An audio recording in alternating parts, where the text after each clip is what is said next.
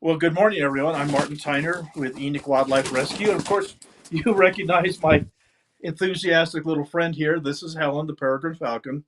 And it's morning and she wants her breakfast.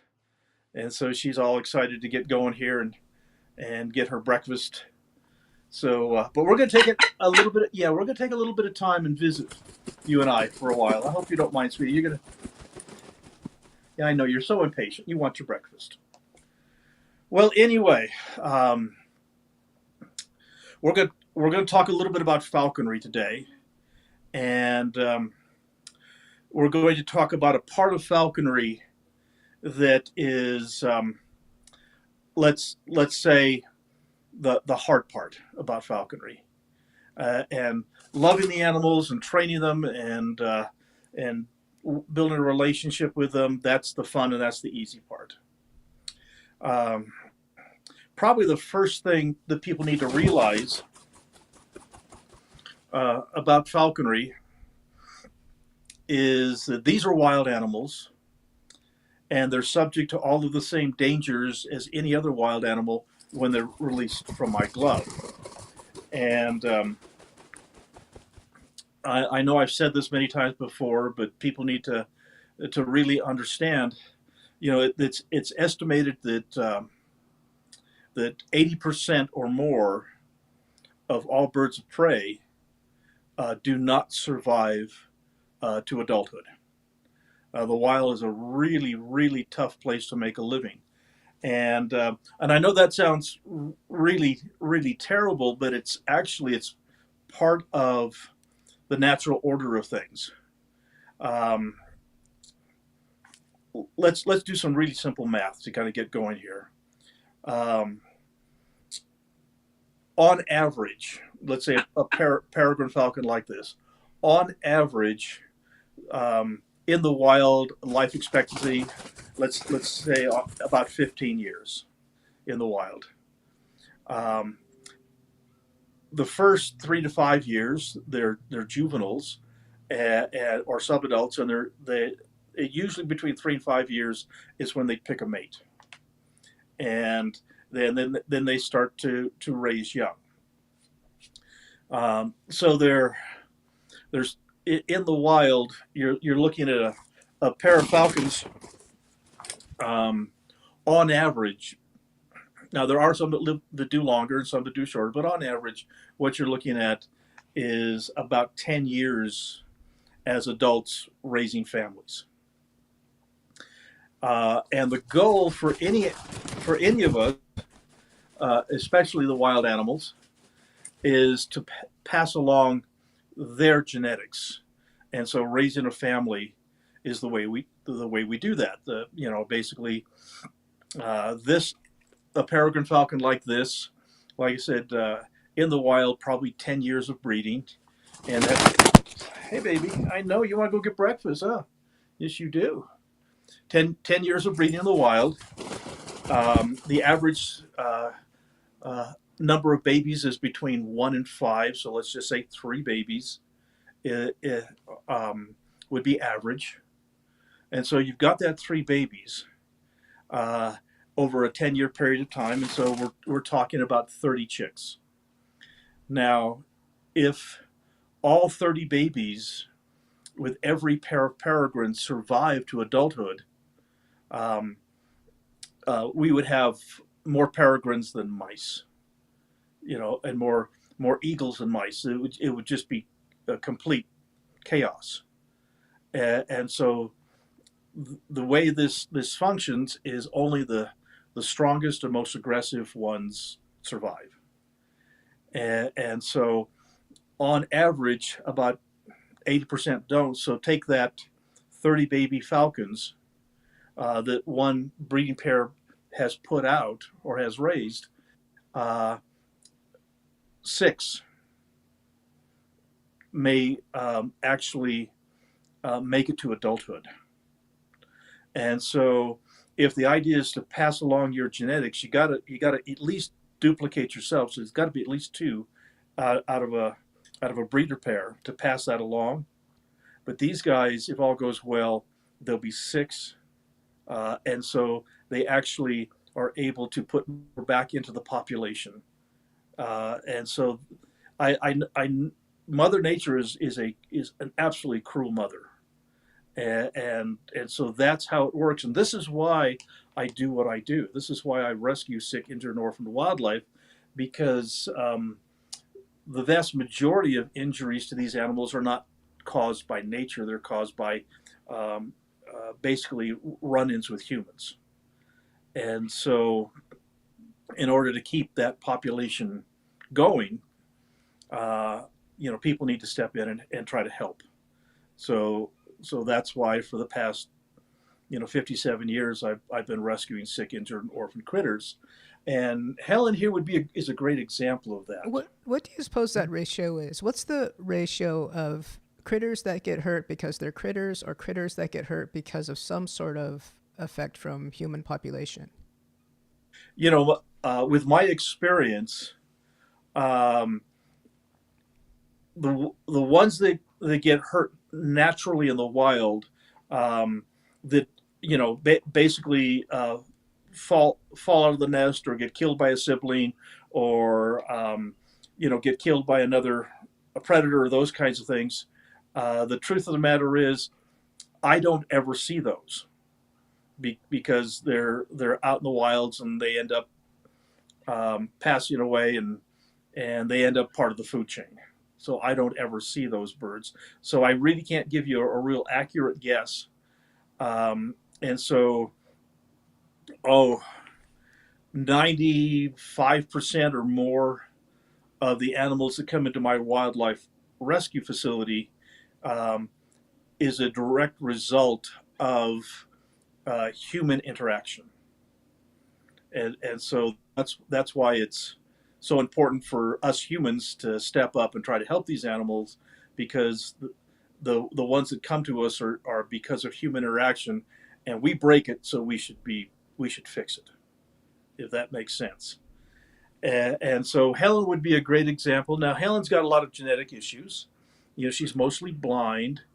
She's got some feathers out of place. She's got a talon on this foot right here that turns up, as you can see, instead of down. She uh, if she were in the wild, she would have never survived the nest. She would have never fledged. She would have never grown to adulthood. But she was in a captive breeding project. So, this little gal is not subject to all of the same dangers as a wild one is. And so this is why she's here. Now, we would never want to breed her because she has genetic issues, and obviously we don't want to continue that. But she's a wonderful wildlife ambassador. But the bad part is she will never fly. She will never hunt. She'll never go thousands of feet in the sky and dive vertically at 200 miles an hour like a peregrine is supposed to do. She'll never have those experiences, and people say, well, that's really cruel that this poor animal doesn't have those kinds of opportunities that the wild ones have. And I can kind of partially agree with that, but she will never starve to death. She will never have to sit on the edge of a cliff in sub-freezing weather in a 40-mile-an-hour wind in a snowstorm. She will never have to suffer a death at the hands of another predator. And so that, 15 plus years, the average life expectancy for a falcon like this, with Helen, she'll live 30 years. And she will live 30 years in absolute comfort. She sleeps here in the house on her perch right there in the living room. She gets a lot of socialization with me and with others. And her value is that she's a marvelous wildlife ambassador, to let people learn about these animals and for people to get a really up close and personal experience. And Um, it's so amazing that she seems content with that type of lifestyle, because a lot of birds, it wouldn't work for them, right? well, the advantage is, this was not a bird that has been in the wild for 5 years and is permanently disabled now and is in captivity and is having a hard time adjusting to her environment. This is a bird that was hatched in captivity, has been with me for the last 4 or 5 years, and she's very comfortable here in her environment, and so the truth of the matter is, if you took her out, even if she was healthy at this stage and turned her loose, the odds of being able to get her fit enough to survive in the wild would be minimal, and so again, she gets this wonderful life as a wildlife ambassador and help us educate the public, and so that's her value. And now, as a falconer, our goal in our relationship with the birds that we work with, not our education wildlife ambassadors, and certainly not the wildlife rescue. The wildlife rescue animals we do not socialize with because we don't want them acclimated to humans. Our falconry birds, we want them to work well with us, and we give them, like I said, lots and lots of attention and lots of good food. And then our goal is to basically um, develop that friendship to the point that the birds can be back in the wild, and so the birds can fly and can hunt and can be, in essence, wild, and yet at the end of the day, we can walk over and we can pick them up and we can give them their lunch, and then we can come back home. So trying to with falconry, the art is to have the best of both worlds, to have the opportunity to have these birds be wild and hunt and fly and be wild falcons and eagles and hawks, but yet to be able to have them, like Helen here, very, very comfortable in captivity, and be able to have that personal relationship with these animals that most people will not only never be able to have, but most people could not even possibly understand. Yeah, I think a big misunderstanding with falconry is that you're keeping the bird captive, but actually you're letting the bird go all the time. Yeah, yeah, virtually, especially during the hunting season, virtually daily, the bird is free to leave and never come back. And my golden eagle scout is a great example of that. We get Scout out flying. We do fly him through the courtship season. If he finds a pretty little lady eagle that's cuter than I am, he will fly away and never come back. And that's his right. I do not own him. I serve him well. And so we take these beautiful animals. Um, we put a tremendous amount of time and effort into building this bond, um, so that they can be free, and so that we can have that very, very unique relationship between man and wildlife that is what falconry is. Um, the problem with that, and I get asked this all the time, do you ever worry that when you turn one of your birds loose and the bird is flying thousands of feet in the sky, do you ever worry about other predators coming in and killing them? And the answer is yes. Um, but the choices are, you know, keep the bird in captivity like Helen. Now, Helen can't go back to the wild, or take the risk and let them be falcons or hawks or eagles or whatever, and let them do what they were meant to do. And there is always a risk, always. There's nothing you can do about it.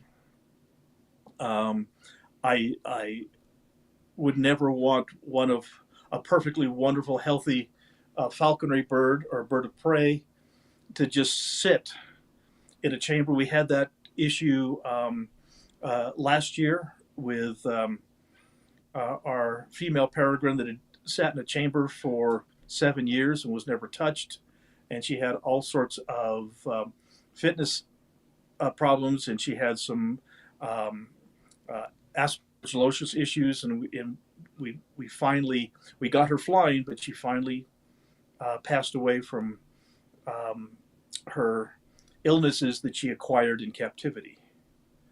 Um, and so that is, that's something that a good falconer will always get the birds back in the wild and let them fly free and let them, we can have this relationship, but we have to respect that these are wild animals. Um, and so now we come to Striker. And Striker um, has been a joy. Striker, beautiful little peregrine falcon. I was so fortunate enough to have drawn out to acquire a permit to remove Striker from the wild. We went through the entire process to do it completely legally, and and last June we got my new baby, and he was just as cute as a bug, and the joy of raising them and watching them grow and develop. They grow so fast. Uh, you could almost sit there and watch them just get bigger. It's amazing to be able to watch that. It's amazing to be able to watch their development. A lot of people want a trained falcon, um, and the truth of the matter is, a perfectly trained falcon is wonderful, but it's the journey that's the most important and the most fun. To watch them go from a little ball of fuzz up to a clumsy little baby that can barely walk, up to running around the living room and trying to jump up on the couch but can't jump a foot up high enough to get on the couch, uh, to being underfoot and a pest, to the point of running vigorously through the backyard and flapping its wings and trying to exercise and get flight, and just watch every possible little incident and in taking joy in watching this beautiful little creature develop and become a magnificent bird of prey. And I've done this many times, and Striker um, was that experience. And Striker, my hope was that Striker was going to be my last falcon um, that I would ever train, because in captivity, if all goes well, these guys will be with us for as much as 30 years, and I am getting older, and so it was kind of like, I'm going to put my heart and soul into this little falcon and do everything to the best of my abilities, and try to turn out a falcon that flies at a quality of flight that is magnificent to watch. And we achieved that. Striker, um, he would go 500 to 1,000 feet up. He would dive vertically close to 200 miles an hour. He was just magnificent to work with. At the end of his flight, he would usually land within 50 feet of me, and I could walk over and pick him up with his breakfast, and he was happy to get his breakfast. And he was just he was a pure joy to work with. We loved him to death, and it was he's a little more vocal than I prefer, but that's okay. I can live with that. But personality wise, his skills, his strength, his ability was wonderful. And Striker, when he started really flying well, which is in September, Striker got into a fight. He got into a fight with a raven. And a raven basically came in as Striker was flying, and Striker didn't know what to do. And so Striker was trying to get away from the raven, and the raven was up in the sky chasing him around. The raven's twice as big as he is. And so the raven's chasing him, and I'm whistling and swinging his lure, trying to get him to come down to me. And Striker got angry with that raven, and Striker pulled up and used that that agility and the strength that we've been developing. And he basically outmaneuvered the raven, got behind the raven, and then started to attack the raven. And he drove that raven, more than a mile away. And once he drove the raven out of his territory and out of the flying field with me, I'm his dog. This is his territory. This is where he hunts. Um, he was in complete control of the sky. And so he came back and he chased a pigeon, and we had a wonderful time, and came home, and I was very proud of Stryker that he was able to um, basically defend himself from another bird that was twice his size. He did a great job. A week later, after that, there was a big female peregrine falcon that came after Stryker. Now Stryker's a male. Helen here's a female. Stryker's a male, so Stryker's quite a bit smaller. And a big female peregrine can certainly kill a male peregrine, and they've done that many, many times. In fact, in his nest, that was the concern. He was a male. He had two bigger sisters. And in fact, I was willing to bet you that that big female falcon that came in was one of his sisters, because we weren't very far away from the the the nesting territory where they came from. And so, Stryker, uh, basically, again, because of his agility and speed, was able to outmaneuver that female peregrine, went back and attacked her and chased her out of the territory. And of course, I'm panicking, I'm whistling and throwing the lure, trying to get Stryker to come down, but he was bound and determined this is his territory, and that she had to leave. So he drove her away. And then he came back and everything was fine. So we're really tickled to death that this little guy was doing such a great job, and he was holding his own against birds that could certainly be an issue. About another week goes by, and here's a female prairie falcon. Now, prairie falcons are about the same size, and this female prairie falcon, they're more aggressive than peregrines. And so when I see this prairie falcon coming in after him, again, I'm whistling and screaming and throwing the lure and trying to get him to come down. And he did the same thing again. He got control of the aerial combat and drove the prairie falcon out of the area. And so this became a habit with him. Um, he was, through the midst of all of this for the last few months, he was fighting with ravens at least once a week. And, he had a marsh hawk come in, and I've seen marsh hawks, even though they're not nearly as powerful as a falcon, but I've seen marsh hawks chase peregrine falcons literally for miles, and out. But Stryker would have none of that. He was a tough little guy, and he basically ruled the sky. Huh, Helen, you're such a sweetheart. So, what are some of the pros and cons of Stryker being such a tough guy? Well, the problems are if he would respond and come back to me when these dangerous situations occur, that would be good. But he was tough, and he wasn't gonna put up with that. Well, last Friday we took Stryker out, just like we always do, and we turned him loose, and he flew beautifully. And after he was getting his altitude, and here comes a raven, and like I said, he's beat up a lot of ravens. Here comes a raven to pick on Stryker, and Stryker actually never went after anything that didn't come after him first.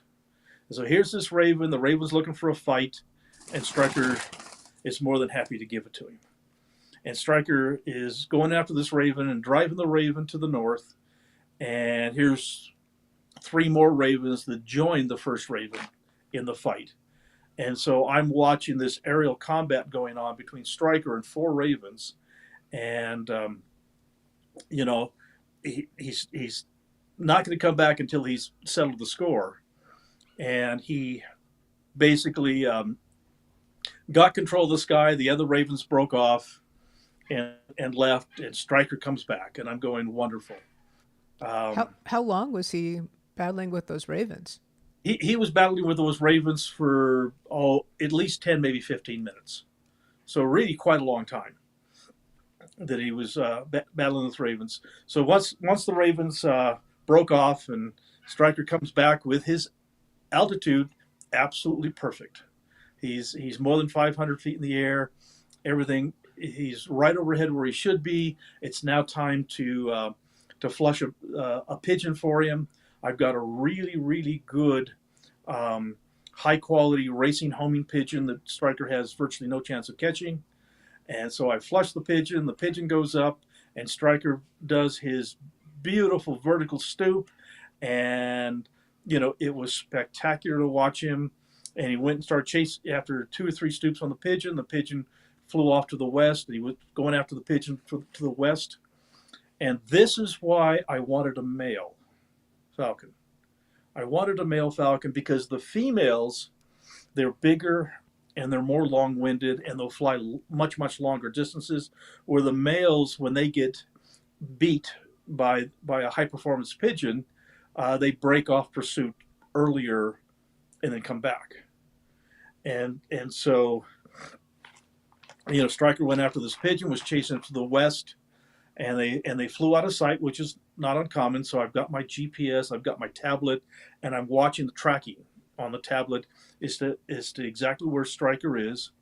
And at this point, he's about a mile north of me, or about a mile northwest of me, and and so I can see him break off from the pigeon, which is wonderful, and that he's going to start coming back.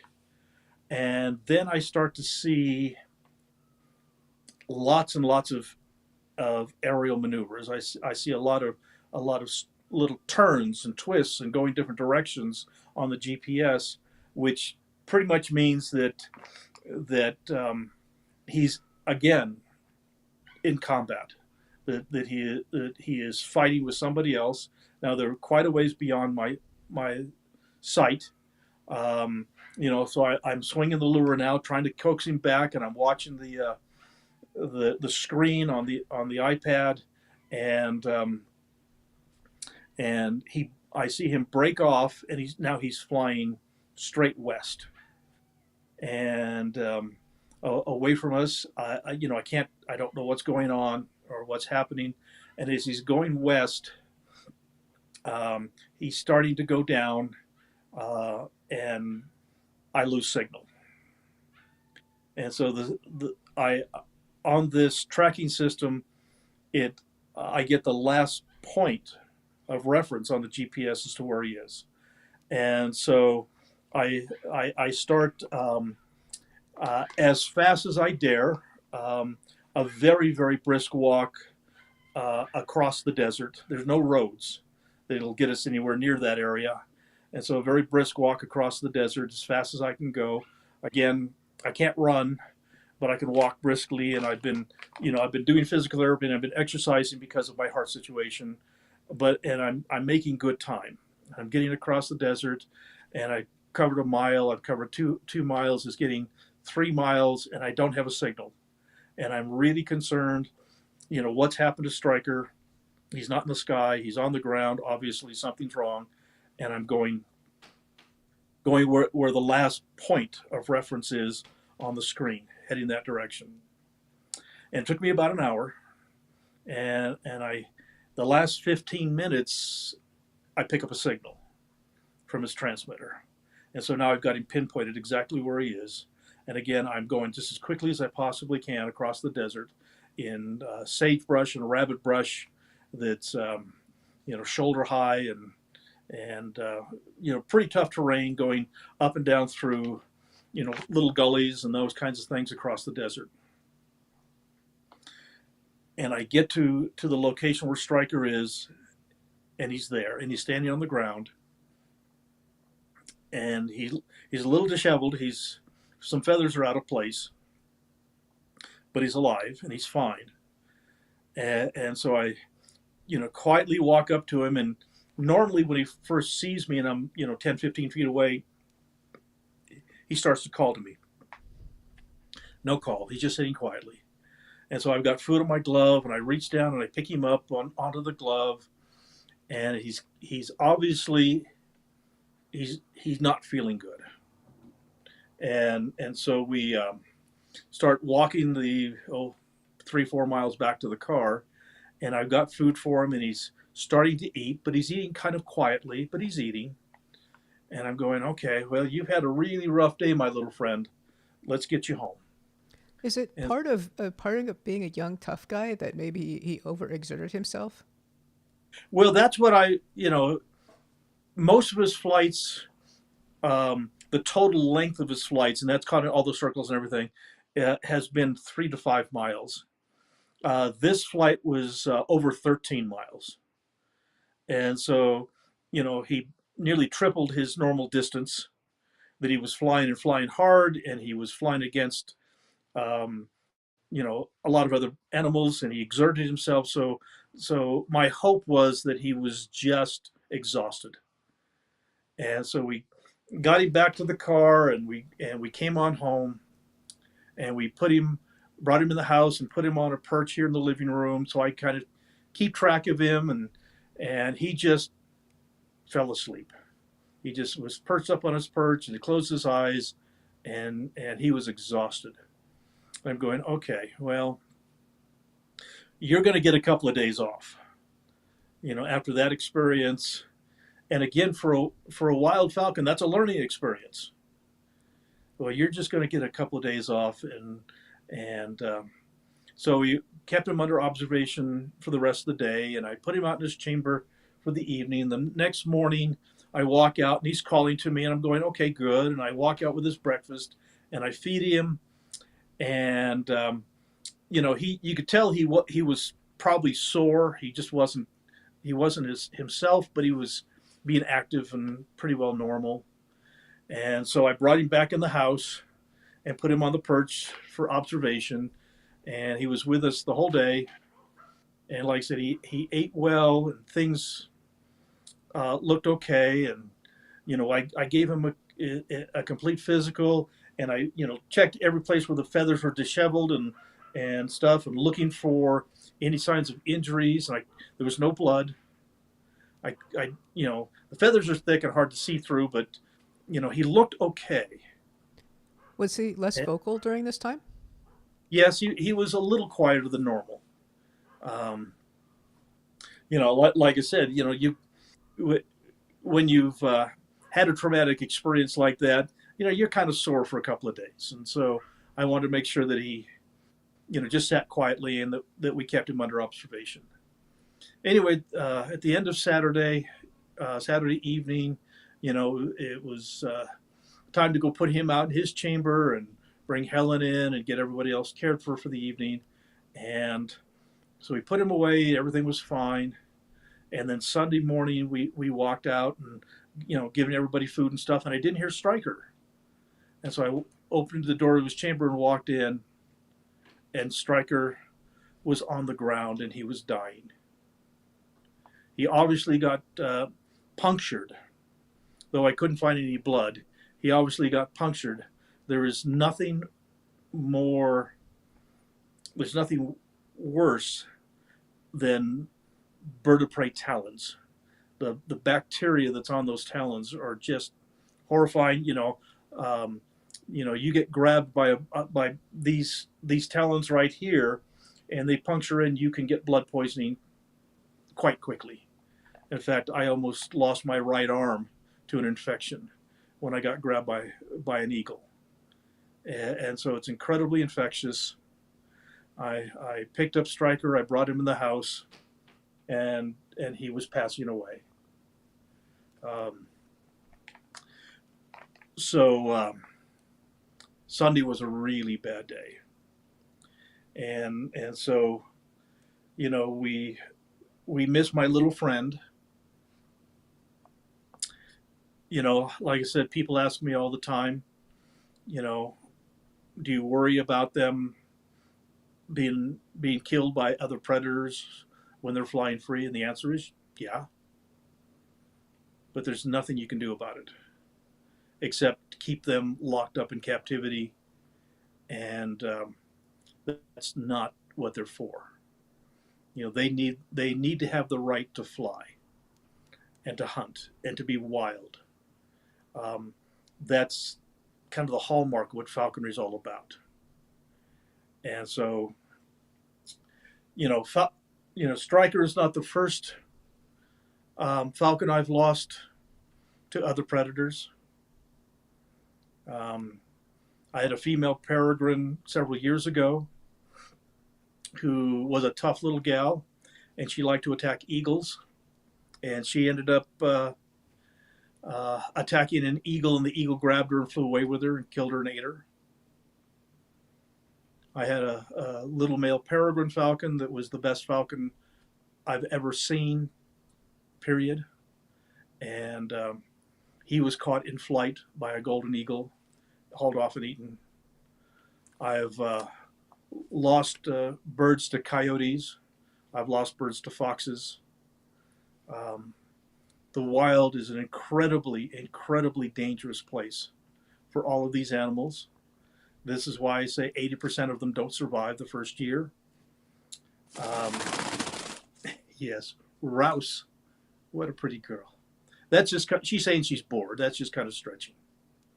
So, based on the injury, do you think it was another bird of prey that was the fight that you saw on your iPad? And if you had like seen a mark or known that was the case, is there anything different you could have done? It is one of those things. We could have given them antibiotics, but it depends on how deep the puncture was. If it got into the intestinal tract or into a major the lungs or heart or anything else. Um, you know, you're dealing with a puncture that is as thin as a large sewing needle, and you know the damage is oftentimes very oftentimes fatal. And like I said, it could have been a bacterial infection, but it could have been just damage to an organ, to a major organ. That if um, if it punctured the bowels or the digestive tract, you could have had an internal infection from that couldn't have been fixed. And so, this is a story that that every falconer needs to understand. That you bring these birds into our captivity, and they have this umbrella of protection with us. That means that they're going to live um, twice as long, three times as long as normal, which is for me is absolutely wonderful. But the minute they leave this glove, they are subject to all of the same dangers as any wild hawk, falcon, or eagle is subjected to, and that is a risk that you have to be willing to accept.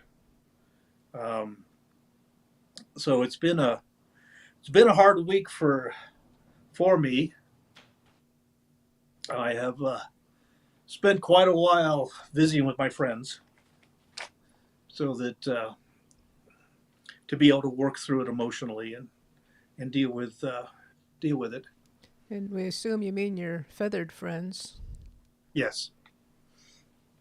No, I don't I don't do this. I don't when I have when I lose one of my critters, I I don't talk to people.